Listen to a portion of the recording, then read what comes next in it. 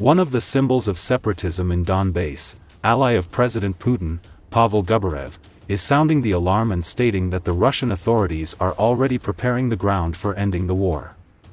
According to him, in January, the administration of the Russian president gathered all the governors and informed them that a ceasefire would soon be declared. The governors were instructed to prepare the population for this decision and convince the Russians that the agreements being concluded are a victory for Moscow. Gubarev, who himself supported the war, expressed skepticism about the Kremlin's policy. In his message, he called the upcoming ceasefire a shameful capitulation, but then crossed out the phrase, which may indicate internal censorship or an attempt to avoid repercussions from the Russian authorities.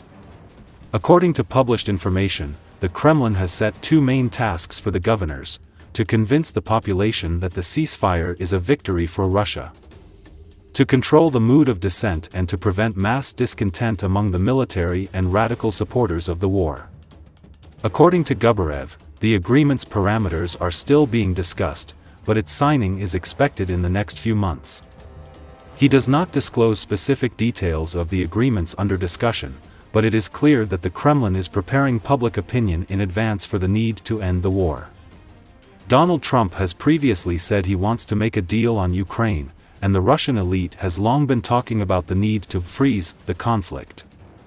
An abrupt end to the war could cause discontent among ultra-patriotic circles and the military, which has lost tens of thousands of fighters.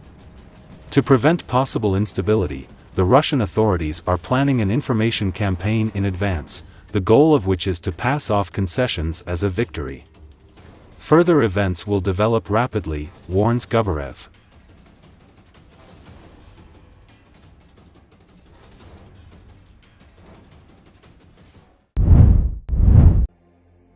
Diplomats from Russia and the United States will meet in Istanbul on Thursday to discuss the operation of their respective embassies in Moscow and Washington, the Russian presidential spokesman said. According to Associated Press, today's meeting of Russian and U.S. diplomats, at the expert level, is aimed at developing the understanding that was reached during the telephone conversation between the two presidents, and the agreements that were reached in Riyadh, said Kremlin spokesman Dmitry Peskov. Asked about possible cooperation between Russia and the U.S. in the Arctic, he said that it's too early to discuss any economic cooperation, though there is interest of companies indeed. There is a voiced position of the United States: first the settlement, then the economy. Everything needs to be resolved in stages, Peskov said at a conference call with reporters. Of course, there is a lot of information in the media right now, where much of that is desired is passed off as reality, he added. Asked to comment on U.S. President Donald Trump's tariff threats to the EU, Peskov said that while it won't have a direct impact on Russia, Moscow does not like to see many global trade wars. One way or another this will negatively affect all countries of the world, he said. The meeting follows Russia-US talks in Saudi Arabia last week that marked an extraordinary shift in U.S. foreign policy under President Donald Trump and a clear departure from U.S.-led efforts to isolate Russia over its war in Ukraine. At the talks, Moscow and Washington agreed to start working toward ending the war and improving their diplomatic and economic ties. That includes restoring the staffing at embassies, which in recent years were hit hard by mutual expulsions of large numbers of diplomats and other restrictions. Сейчас действительно на экспертном уровне сегодня встреча в Стамбуле, работают наши дипломаты в развитии того понимания, которое было достигнуто в ходе телефонного разговора двух президентов, и тех договоренностей, которые были достигнуты в Рияде между делегациями высокого уровня. Вот. Пока, наверное, не нужно забегать вперед. Информация по результатам переговоров так или иначе будет предоставлена. Мне кажется, когда... Не, я снимаю с руки.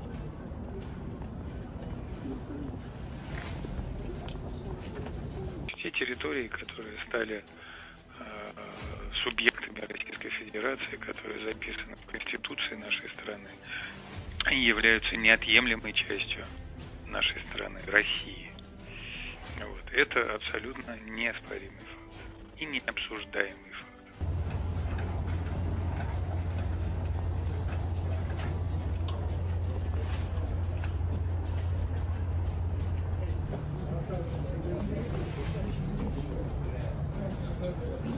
в ряде действительно упоминалось широкое поле для потенциального сотрудничества для компаний России и Америки. Такое поле есть, и есть заинтересованность компаний. Но предметно пока никаких разговоров на этот счет нет. Есть позиция США, озвученная сначала урегулирование, потом экономика. Все нужно решать поэтапно. И, наверное, надо набраться терпения. А, конечно, в сообщениях в СМИ сейчас очень много информации, где многое желаемое выдается за действительность.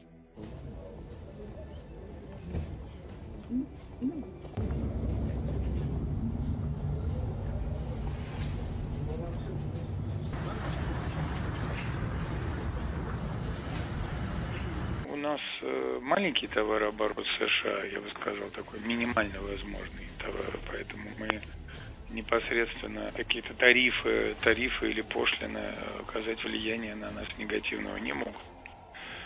Но, безусловно, мы не хотели бы видеть в мире много торговых войн, потому что так или иначе это негативно скажется на всех странах мира.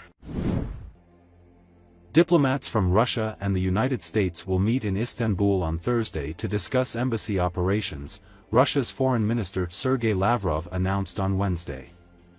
According to Associated Press speaking in Doha, Lavrov said the two delegations will discuss the issues that have accumulated as a result of the previous administration's illegal activities to create artificial obstacles for the Russian embassy, to which Lavrov said Moscow naturally reciprocated and also created uncomfortable conditions for the American embassy. The meeting comes on the heels of Russia-US talks in Saudi Arabia last week, which marked an extraordinary shift in U.S. foreign policy under President Donald Trump and a clear departure from U.S.-led efforts to isolate Russia over its war in Ukraine. At the talks, Moscow and Washington agreed to start working toward ending the war and improving their diplomatic and economic ties, including restoring the staffing at the embassies. Russia is not considering any options of possible deployment of peacekeeping forces in Ukraine, Lavrov said, referring to President Trump's statement that it can be done only with the consent of both Russia and Ukraine. Russia's top diplomat said the topic of frozen Russian assets will also remain one of the important issues in the Ukrainian settlement. I have no doubt that this topic will not disappear as part of the settlement, said Lavrov.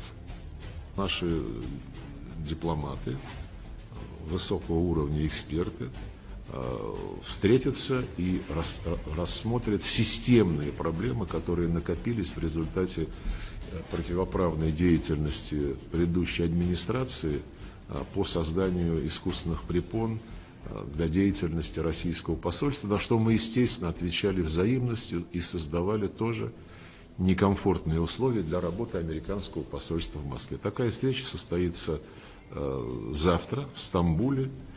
Я думаю, что по ее итогам будет понятно, насколько мы можем двигаться быстро и эффективно.